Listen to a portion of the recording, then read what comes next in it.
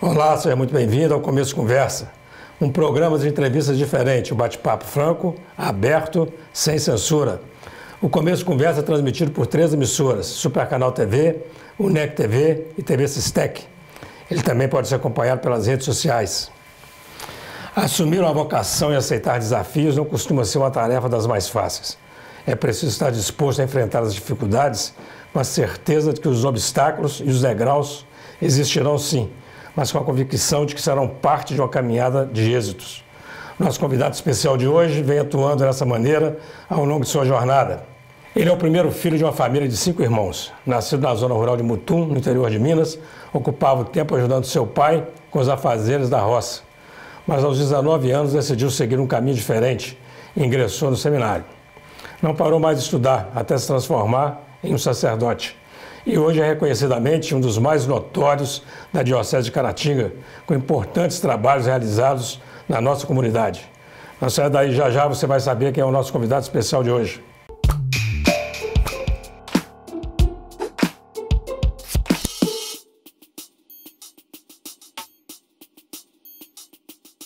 Olá, estamos iniciando o primeiro bloco de mais um Começo de Conversa, aqui pela UNEC TV, Supercanal TV e TV Sistec.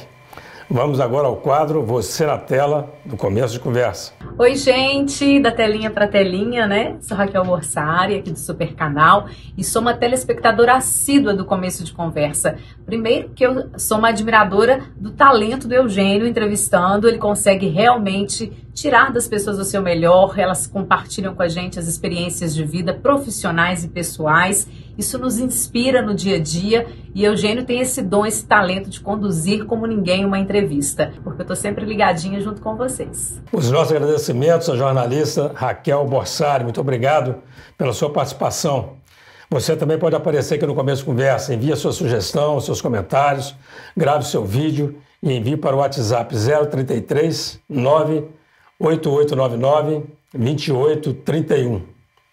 Filho do lavrador José Roberto Ramos e da dona de casa Luzia Nogueira da Silva, residente na zona rural de Mutum, ele é um dos orgulhos da família. Batalhou muito e hoje é um sacerdote muito respeitado, ocupando o posto de pároco da Catedral de São João Batista em Caratinga. Além disso, desde o ano passado assumiu o desafio de ser o provedor do Hospital Nossa Senhora Auxiliadora. O padre Moacir Ramos Nogueira é o convidado de hoje do Começo de Conversa. Padre Moacir, seja muito bem-vindo. Muito obrigado. Ao Começo de Conversa, para falar com o Eugênio rouco. Eu estou com uma inflamação na corda vocal. Faz parte. Por conta de refluxo, você sabe, né? Agradeço a oportunidade de estar aqui. Eu que agradeço. Falar com o senhor. Muito bom. A gente já acompanha seu trabalho, as entrevistas. E estar aqui hoje é motivo de muita alegria, muito satisfação. Obrigado. Para nós é uma honra muito grande recebê-lo aqui. Para Moacir, que nasceu em Mutum, é isso? Exatamente. São Manuel do Mutum. Mas o senhor é bravo? Diz que... Essa é história. Conta a história, né? Dizem que em Mutum, os bravos de lá, os que não morreram, viraram padre. Viraram padre, né? O senhor viveu quantos anos em Mutum mesmo? Até os 19 anos. Até 19 anos. Quando entrei para o seminário. E aí o senhor teve esse trabalho na roça lá com seu pai, então? Seu pai é da roça mesmo? Desde pequeno. Da enxada? Meu pai sempre trabalhou lá na roça, na Mutum.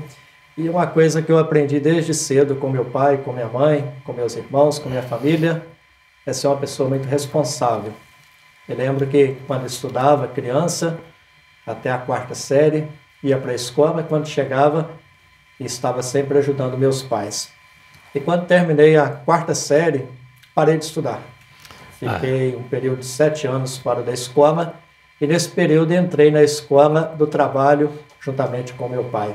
Foi um momento de um grande aprendizado, de um grande crescimento, que eu carrego isso até hoje e vou levar para toda a minha vida. Bacana. Ali eu aprendi a ser responsável, ali eu aprendi muita coisa para a vida. E quando o senhor foi para o seminário, então o senhor não foi nem fazer filosofia, o senhor foi para o ginásio ainda? Foi para o seminário menor. Seminário menor. Eu parei de estudar de 10 para 11 anos, fiquei até os 17 anos sem estudar, E nesse período já estava pensando em ser padre. Muito bem. Mas imaginava o tamanho do desafio, querer ser padre, um menino já com 15 anos para 16 anos, apenas com a 4ª série. Muito bem. Ouvi de muitas pessoas que seria impossível, que eu não iria conseguir.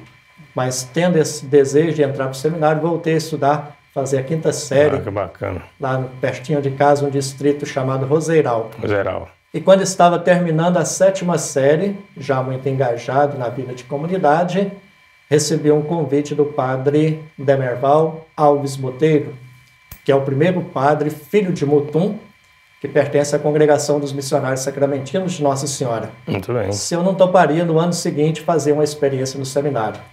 Então logo aceitei o convite, a proposta, e fui no ano seguinte para fazer a 8ª série no seminário.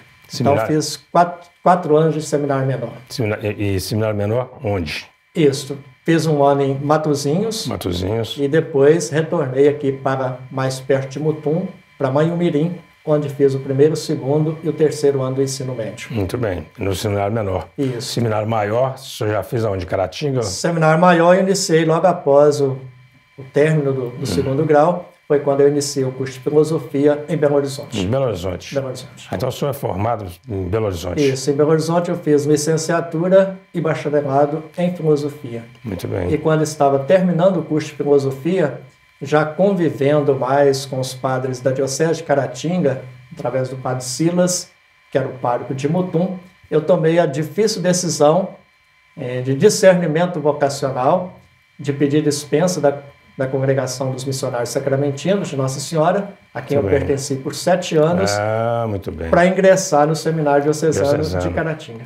Muito bem. E aqui em Caratinga fiz teologia. E os sacramentinos de Belo Horizonte são os mesmos sacramentinos? Não, os sacramentinos de Nossa Senhora, Padre Júlio Maria de Lombardi, muito bem. que é uma congregação fundada na Diocese de Caratinga, aqui de Manhumirim. Manhumirim. Isso. Pô, bacana, hein? Que coisa interessante. Aí veio esse diocesano. Isso. Então, no final do curso de filosofia, fiz esse primeiro contato. E, na época, o reitor do seminário aqui era o padre Jamir Pedro Sobrinho. Então, terminei o curso de filosofia em Belo Horizonte em 2006 e ingressei no seminário diocesano em 2017 para teologia. Isso. Então, o senhor é um padre ordenado diocesano. Diocesano. Por sinal da paróquia de Mutum, eu sou o 21º padre filho de Mutum, o primeiro para a Diocese de Caratinga. Os outros são de congregações ou de outras dioceses. Então, o senhor recebeu um convite de um padre, mas esse convite veio porque ele achou que o senhor tinha jeito para padre, o senhor já tinha externado desejo? Eu já tinha manifestado esse desejo na comunidade, né? Porque desde criança, desde pequeno, cresci dentro de uma comunidade de base. Depois me envolvi em movimento de grupo de jovem e já fazia o acompanhamento vocacional. Foi quando surgiu a oportunidade e veio o convite para eu fazer a experiência. Até os 19 anos, quer dizer, com 19 anos é que o senhor vai para o seminário. Com 19 anos. Chegou a namorar? Um pouquinho. Namorou, beijou na boca? Então, essa decisão sua é interessante, porque é a sua experiência boa da pessoa ter. Sim. Né? Eu não entrei para o seminário como antigamente, criança, né? Vai criança sem nunca ter tido nem oportunidade de se relacionar. Exatamente. Só teve, então, a escolha de sua mesmo ser padre. Exatamente. Foi uma escolha muito consciente. Que bom. Eu saí de casa no dia 30 de janeiro do ano 2000 para ir para Matosinhos, onde fiz a 8ª série, sem nunca praticamente ter viajado. Para você ter uma ideia, eu não conhecia Belo Horizonte. Cheguei em Belo Horizonte no dia seguinte, no dia 30 de janeiro do ano 2000, muita chuva, totalmente perdido. Falei, que mundo é esse? Ali começava uma nova história e eu entrei com uma grande convicção, eu quero ser padre. É o que eles falavam da roça mesmo, né? Não conhecia nada. Literalmente da Interessante, roça. porque não conhecia nem Belo Horizonte. Exatamente. Isso hoje está levando o pessoal para conhecer a Europa, hein? Já coisa interessante. Algumas vezes fez algumas viagens, por esse mundo afora. Como é que funciona isso? É uma viagem... É uma experiência cristã essa viagem? Experiência única, eu digo, de fé e de renovação espiritual. As 2 vezes que eu estive na Terra Santa, né? Estar ali onde Jesus esteve, onde ele caminhou, e como padre, poder celebrar nos locais sagrados, para mim foi uma experiência que renovou a fé. e me fez ter uma convicção muito grande daquilo que eu sou hoje enquanto padre. E depois tive a oportunidade de ir a Santiago de Compostela e também em Portugal, sobretudo o Santuário de Fátima, foram experiências maravilhosas. E passei também rapidamente por Roma, agora que a gente vai retornar para poder Você vai falar isso, está com uma viagem marcada, né, para julho? Sim, 24 de julho estamos indo para a Itália. Aí fica só quantos dias? Fica 11 dias 11 na Itália. Dias na Itália. Exatamente. Bacana. Isso. Essa viagem boa essa. De Mutum para o mundo inteiro. Não é? Muito bom. E a Catedral de Caratinga, quer dizer, o que foi para o senhor assumir uma paróquia tão importante como a paróquia da Catedral? Levei um susto muito grande. Né? Sempre quis ser padre. Imaginava que fosse ser padre de paróquias mais do interior, onde eu nasci, onde eu cresci e onde eu vivenciei meus primeiros anos de padre. Então, quando o bispo me convidou para ser o pároco da Catedral, eu estava com 36 anos na época, eu levei um susto muito grande, com apenas 4 anos de padre. E perguntei para ele, assustado, do telefone, é isso mesmo que o senhor está me pedindo? O senhor não está enganado? E realmente era esse o pedido, e após conversar pessoalmente com ele, confirmei e dei o meu sim para colaborar naquilo que estivesse ao meu alcance. E o senhor chegou substituindo? Padre Ademilson Tadeu Quirino, que é um grande, querido e amado padre na cidade de Caratinga. Um desafio muito grande para o senhor, porque por ali passaram o padre Tadeu Quirino, o Monsenhor Raul, que é o Padre Geraldo, o padre Magela, né? Magela, Padre Otton, Padre Jamir Sobrinho, Padre Davi. Exatamente. É uma paróquia muito importante, né? É uma igreja-mãe da diocese. Mãe da diocese. Isso é uma responsabilidade muito grande que a gente assume. Bacana. Mas como a gente sempre teve essa questão de responsabilidade desde muito pequeno, presente na vida da gente, a gente encarou com convicção e com coragem. E eu me lembro de uma palavra do bispo no dia da minha ordenação, quando ele olhava para mim e dizia, não tenha medo, Deus está com você, Ele não vai abandonar você.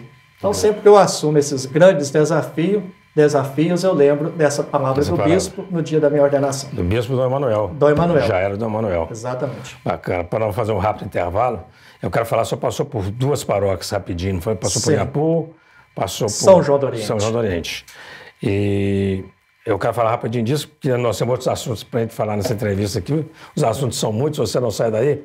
Vamos para um rápido intervalo. Daqui a pouco a gente segue o nosso bate-papo com o padre Moacir Ramos Nogueira, pároco da Catedral de São João Batista, Caratinga.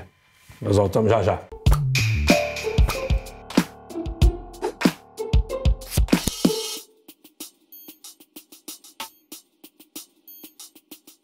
O padre Moacir Ramos Nogueira, pároco da Catedral de São João Batista e provedor do Hospital Nossa Auxiliadora, é o convidado especial de hoje, do Começo Conversa.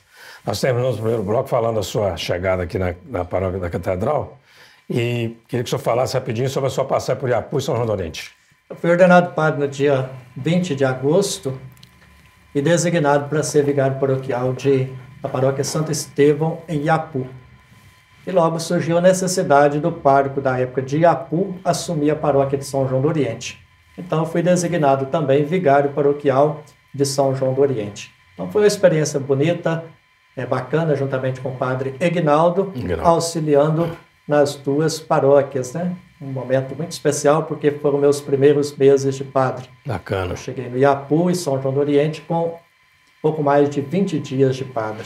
E aquela festa que faz quando o padre é ordenado, que tem aquela missa, primeira missa, foi tudo em Mutum? Sim, foi tudo em Mutum. É uma festa bonita em Mutum. Exatamente. A ordenação foi em Mutum? A ordenação foi em Mutum, na praça da Matriz de São Manuel, preparada pelo padre Silas.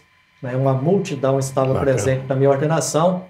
Eu não me recordo bem nesse exato momento, mas parece-me que com mais de 60 padres presentes. Que bacana, hein? E a primeira missa foi na Matriz. Por que eu escolhi celebrar na Matriz? Porque eu fui batizado na Matriz. E a segunda missa foi na minha comunidade rural, local onde eu cresci. Seus pais são vivos ainda? Meus pais são vivos. Sua mãe estava lá trabalhando lá em Mutum. Seus pais estavam lá na relação? Sim, estavam.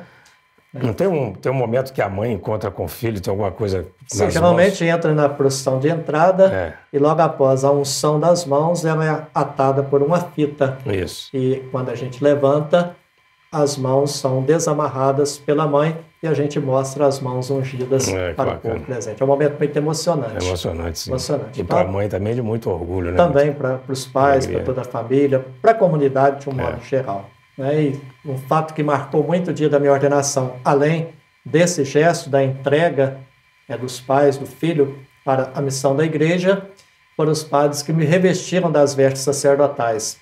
Eu convidei 2 padres que fizeram parte da minha história. Padre Demerval, que é o primeiro filho padre de Mutum e que me levou para o seminário. Tem por ele um carinho especial, está hoje com mais de 90 anos. E o padre que me batizou, que foi o padre Sebastião Batista Viana. Estavam os dois lá? Estavam os 2 presentes e me revestiram das vestes sacerdotais. E o bispo? E o bispo Dom Emanuel. Dom Emanuel, já foi era. O terceiro padre ordenado por Dom Emanuel. Fui ordenado diácono por Dom Hélio e padre por Dom Emanuel. Monsenhor Raul estava lá? Monsenhor estava presente, por sinal, fazendo foto. Monsenhor Raul é uma figura fantástica, né? Espetacular. Espetacular. Quase 90 anos, 88 anos. Isso. Né? Fez arte outro dia, aí você sabe, né? Passou mal. Sim, fiquei sabendo. Mas puxamos a orelha dele. Levamos um susto grande. Outro dia passou um pouquinho de mal na catedral após a missa, mas já está bem. E aí o pároco da catedral, que tem pouco serviço, né? Exatamente. Tem pouca coisa para fazer, resolve ser provedor do hospital. Que história é essa, mano? Olha, eu terminei de construir o Centro Pastoral da Catedral, São João Batista, no dia 24 de agosto do ano passado. Fizemos a inauguração, foi um trabalho árduo, de dedicação.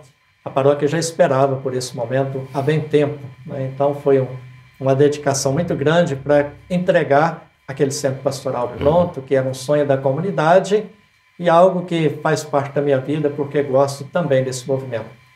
E terminamos a inauguração do centro pastoral no dia 24 de agosto, e no dia 28 eu fui a Mutum, casa dos meus pais, e fiquei sabendo que o bispo estava precisando falar comigo. Tinha ido ao escritório paroquial, tinha me ligado e não tinha conseguido me encontrar. E eu falei, o que o bispo está precisando? Quando eu retornei no dia 29, ele voltou ao escritório paroquial para me fazer esse convite, dizendo que estava pensando e gostaria que eu fosse o provedor do hospital Nossa Senhora Auxiliadora. Confesso que foi outro susto diante da realidade que está vivendo o nosso hospital. Pedi a ele que me desse um tempo para eu pensar um pouquinho, conversar com alguns colegas padres, com algumas pessoas, e então, logo em seguida, dei a ele o meu sim, dizendo que aceitaria colaborar naquilo que estivesse ao meu alcance para tentar ajudar um pouco nas melhorias do nosso hospital Nossa Senhora Auxiliadora. Mas não é um desafio muito fácil, não, né? Grande. Talvez um dos maiores até hoje que eu tenha aceitado. Lidar com saúde no Brasil já não é muito fácil, já é muito difícil, né? Difícil. Falta recurso, tem muita conversa, muito político falando que vou mandar dinheiro, dinheiro não chega a nada. É mais ou menos isso. E depois lidar com todo esse cenário externo de crise, dificuldade financeira, os contatos que a gente precisa estabelecer, as relações de conversa, lidar diretamente com o ser humano num momento crucial, no momento da enfermidade, no momento da dor. Eu confesso para o senhor e para os telespectadores que em muitos momentos eu chorei dentro do hospital. Ou voltando do hospital em casa, de ver aquela situação das pessoas e se sentir pequeno e impotente de não poder ajudar, da forma como a pessoa precisa. Então está sendo para mim um momento de um grande aprendizado. Se vamos conseguir ou não solucionar, porque depende de muita gente, eu tenho certeza que se eu saísse hoje da administração do hospital, da provedoria do hospital, eu sairia muito mais humano do que eu entrei. Aquilo ali, para mim, está sendo uma escola de vida, de aprendizado. Aprendizado mesmo. E sentir a cada dia um milagre acontecendo. Um milagre acontecendo na vida das pessoas que estão lá dentro, na nossa vida que estamos à frente, batalhando, buscando soluções. Então, para mim, tem sido um grande aprendizado. E de objetivo mesmo, assim, que solução que o senhor vislumbra aí? Olha, no Hospital Nossa Senhora Auxiliadora. Devido à importância do nosso hospital, eu penso que ele não vai encerrar suas atividades. Ele tem possibilidade de sair desta crise. Tivemos recentemente audiência pública, debatendo a importância do hospital. Tivemos reunião com o Estado, com Secretaria de Saúde, membros da Regional de Saúde, e eu penso que esse é o momento de dar as mãos, de fazer uma grande força-tarefa. E eu tenho sentido isso também na população, que não tem medido esforços para somar, para colaborar e para ajudar nesta missão. Então, eu estou sentindo muito seguro com a presença de pessoas sérias, comprometidas, que querem ajudar nesse processo.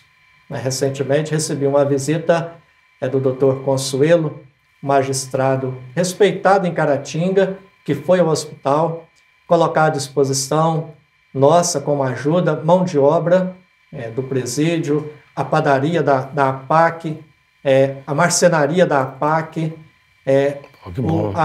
o serviço de hortaliças do presídio para auxiliar no hospital.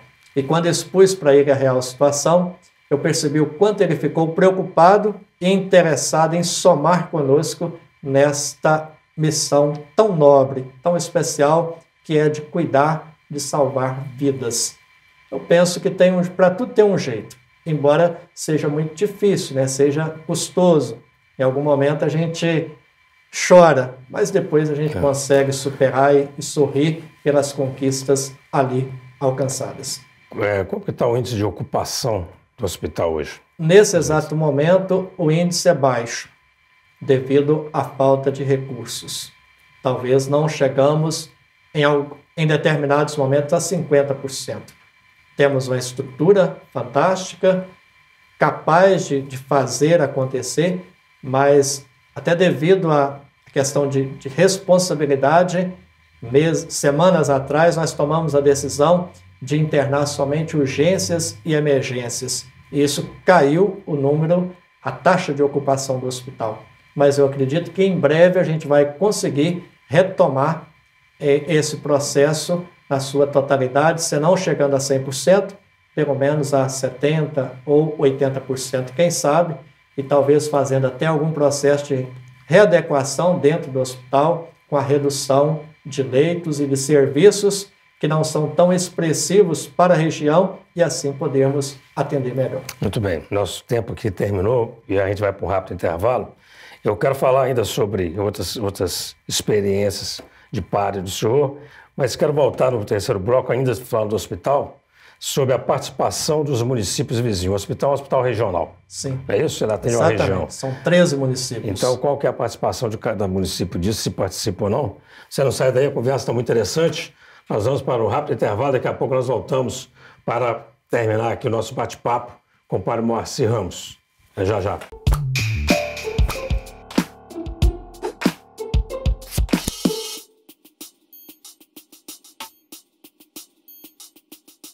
Olá, estamos começando o terceiro e último bloco do Começo de Conversa.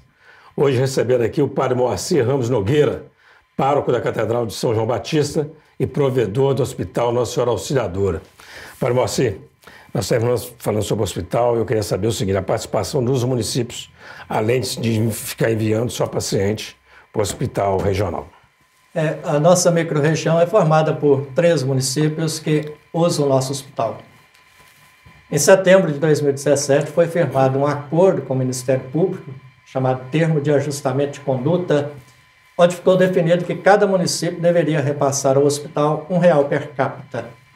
Foi firmado esse acordo, e esse acordo encerrou em setembro de 2018. Desses, alguns municípios foram fiéis até o fim, cumpriram com suas obrigações, outros ficaram algumas parcelas sem pagar, e outros ainda estão pagando esse acordo. Porém, vencendo o TAC em setembro de 2018, não foi renovado esse TAC. Então, hoje, desde setembro, a maioria dos municípios não tem feito repasse ao hospital, exceto 2 municípios que fizeram um contrato para poder pagar de setembro a dezembro. Então, esses foram fiéis e chegaram até dezembro via contrato. Fiéis, quem são os fiéis, a gente pode falar. Quais são os municípios? São do município de São Domingo das Dores e Santa Bárbara do Oeste. Muito bem. Temos outros municípios também que cumpriram certinho o CONTAC, já procuraram para fazer o contrato, mas devido a essa situação que nós estamos vivendo, nós estamos aguardando um posicionamento para que todos possam participar. Né? Na verdade, o valor é pequeno, a gente sabe que o recurso dos municípios são escassos, mas se cada município desse a sua contrapartida com o aporte do Estado e esses recursos chegassem realmente sem atraso, daria para a gente sobreviver. Muito bem. Isso. O senhor vê com bons olhos uma boa saída para o hospital? Vejo. O senhor não acredita em fechamento, não? Não acredito em fechamento, embora a gente esteja passando por um momento muito difícil. Tá bem. Eu queria falar agora do estacionamento da catedral. Ixi. Teve uma polêmica que teve, a gente não vai entrar na polêmica, mas só para entender isso, quer dizer, aquilo ali já foi um estacionamento aberto, quer dizer, Sim. A maioria das cidades, nas capitais, você vai nas igrejas, né, você vê lá, a frente da igreja é um estacionamento, você vai em Juiz de Fora, é um estacionamento inteiro. Por que essa polêmica de não poder estacionar em Caratinga? Para dizer a verdade, até hoje eu não consegui entender isso, professor. E se baseia por ser a catedral um patrimônio histórico e o entorno da catedral ser tombado. Mas até onde eu entendo, o patrimônio ele precisa ser preservado. Ele pode ser usado, mas tem que ser preservado. Me surpreendi quando cheguei em Portugal, sobretudo na cidade de Coimbra, que é o berço da civilização. Encontrei enormes praças, e todas elas de pedras portuguesas e sendo utilizadas para estacionamento, inclusive com faixas determinadas em cima do calçamento. Já vai na cidade do Porto. Exatamente. Pedra portuguesa, Porto, Coimbra, o próprio Lisboa. Mesmo Lisboa tem muito. Portugal, próprio Fátima a gente encontra. Né? Então fiquei surpreendido com isso, não entendi muito bem a razão. O certo é que hoje a paróquia da Catedral, que foi ela que construiu aquele espaço ali na frente, né? O senhor deve lembrar muito bem, quando o Monsenhor Raul fez a reforma da catedral, foi feito o fechamento de uma rua que tinha ali na porta, e a própria igreja assumiu a responsabilidade de fazer aquele calçamento com as pedras portuguesas, compondo todo o conjunto da praça. E desde daquela época, a igreja utiliza para suas festas e para estacionamento. Isso me deixou muito chateado. E eu penso que isso está fazendo um mal muito grande para os fiéis católicos de Caratinga, sobretudo os que frequentam a catedral, que são os idosos e os deficientes. Isso causou um prejuízo muito grande para a nossa cidade.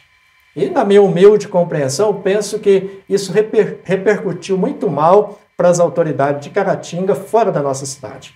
Eu acho que nós levamos uma ideia muito negativa da nossa cidade com essa proibição de não poder estacionar os carros ali na porta da catedral. E já é uma proibição definitiva? A princípio, definitiva, mas ela pode ser recorrida e ela pode ser resolvida a qualquer momento. Entendi. Hoje, o prefeito da cidade tem nas mãos o poder de legalizar aquele espaço e voltar aquilo ali para o uso da população. Mas não tem uma decisão judicial? Sim, tem o prefeito pode virar e falar, não, mas eu quero... Mas ele pode legalizar a situação, né? Documentar e legalizar e permitindo o uso. Muito bem. Né? Mesmo tendo essa decisão judicial.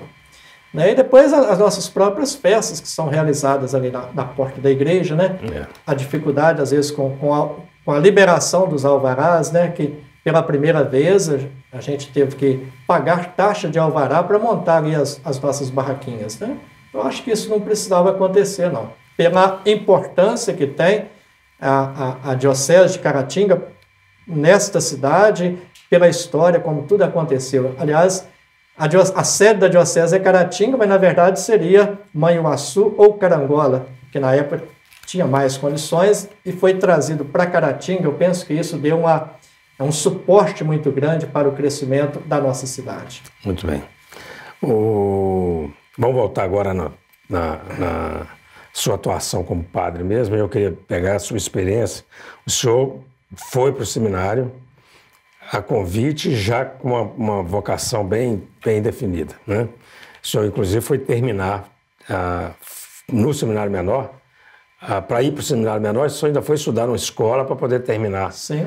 E tem casos que a gente vê que, eu não sei se é assim hoje, mas que o padre ele ia para o seminário para estudar mesmo, ficava lá para estudar. Quando chegava na hora de formar, ele rachava fora. Parecia que os pais pegavam os meninos e falavam, vai lá para estudar, meu filho, que o estudo é bom, né? Exatamente. Hoje, como está essa seleção, vamos chamar assim? Antigamente, os vocacionados iam para o seminário muito pequenos, né? A maioria com 10, 12 anos, 13 anos.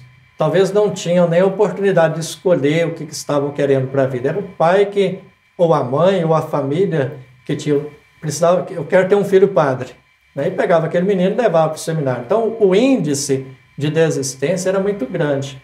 Talvez nem pensando assim, em estudar e depois sair, mas quando chegava o final dos estudos, ele já tinha condições de decidir e tomava essa decisão. Hoje, o processo já é um pouco diferente. Aconteceu comigo, eu já fui para o seminário já jovem, já sabendo o que eu queria para a minha vida, mas hoje o processo também é diferente. Hoje nós temos menos candidatos, entram menos vocacionados no seminário, mas chegam também, ao final do curso, um índice maior de aprovação. Hoje nós estamos tendo, em média, 10, 12 que chegam para o primeiro ano de seminário, que é o propedêutico, e chegamos, talvez, no final do curso com 5, 6 ordenados. Então, talvez mais de 50% de aprovação no processo formativo. O que eu acho interessante também é o seguinte, que a escola de formação é boa, porque mesmo os que saem de lá não se tornam padres, têm experiência na família de tio que estudou no seminário, de irmão que estudou no seminário, que são leigos muito bem estruturados, né, corretos, você vê que são pessoas bem formadas. E atuantes, né? São bons pais de família. Bons professores. Formação do seminário é boa. É interessante isso. São 2 cursos, né? Filosofia e teologia. O pessoal fala em colégio militar, que também é uma referência de boa educação, né? O que a gente conhece. E o bom seria se todo mundo pudesse mandar o filho para estudar ou no seminário ou no colégio militar, né? Seria uma boa. Seria uma a vida de disciplina dentro do seminário ela é muito importante, ela educa a gente. E às vezes acontece esse choque quando o rapaz sai da sua família, da sua comunidade para o seminário. Ele leva um choque muito grande até adaptar dentro daquele contexto. Muito bem. Tem horário para tudo, né? Para levantar, para estudar, para trabalhar, para rezar, enfim. Padre Moacir, nosso tempo está acabando de novo. Antes do senhor fazer suas considerações finais, uma última pergunta. Que conselho que o senhor daria para aquele jovem que pensa em ser padre? Para o jovem que pensa em ser padre, eu digo a mesma coisa que o bispo diz no dia da minha ordenação. Não tenha medo. E digo que vale a pena. Como em qualquer área, como qualquer escolha que uma pessoa possa fazer para a sua vida, como padre, ele vai ter muitas provações. Mas garanto que vai ter momentos de muita alegria também. Pergunta rápida e resposta rápida. O senhor é feliz? Muito feliz. Realizado? 100%. Sente falta de ter família, de ser casado, ter filho, não? Não. Escolhi esta vocação e a minha família é um pouco mais ampla dentro dessa realidade. Tem muitos filhos. São meus irmãos, meus pais e os paroquianos que se agregam como família e acolhem a gente sempre com muito carinho, como se fosse membro da família. O senhor tem muitos irmãos, muitos pais, muitas mães? Muitos primos. Isso. Inclusive, algumas senhoras bondosas fazem questão de dizer, eu vou te adotar como meu filho. E o senhor é daquele padre que visita a família, almoça no domingo na casa de um paroquiano? Hoje menos, devido ao acúmulo de atividades, mas gosto de fazer isso e gosto de ser convidado. E quando posso, estou presente. Bacana. Mas nos meus 4 primeiros anos de padre, fazia isso com muita frequência. Era muito presente na vida das famílias, visitando, momento de festa, momento de dor também, que o padre se envolve em todos os momentos na vida da pessoa. É o batizado, é o casamento, mas é quando morre alguém da família, isso vai tornando a gente mais família, mais próximo.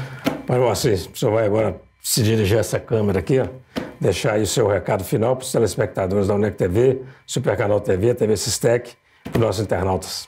Meu agradecimento pela oportunidade de estar aqui, falando com o professor Eugênio e falando também com você, partilhando um pouco da minha vida, da minha experiência e dizer que é muito bom estar aqui e conceder a você que nos acompanha nesse momento uma bênção especial para você, para a sua família, paz e bem, alegria e esperança. Padre Moacir, Muito obrigado, amigo. Eu que agradeço. Bacana demais, nossa conversa foi muito boa. O Começo de Conversa sempre à disposição aqui para um bate-papo tão agradável assim com o senhor. Os nossos agradecimentos ao padre Moacir Ramos por essa sensacional entrevista. O padre Moacir, que é o autor desse livro aqui, ó, Paróquia de São Manuel. Essa paróquia é a paróquia de Mutum. Na capa aqui nós vemos uma foto, é a foto da ordenação do padre Moacir.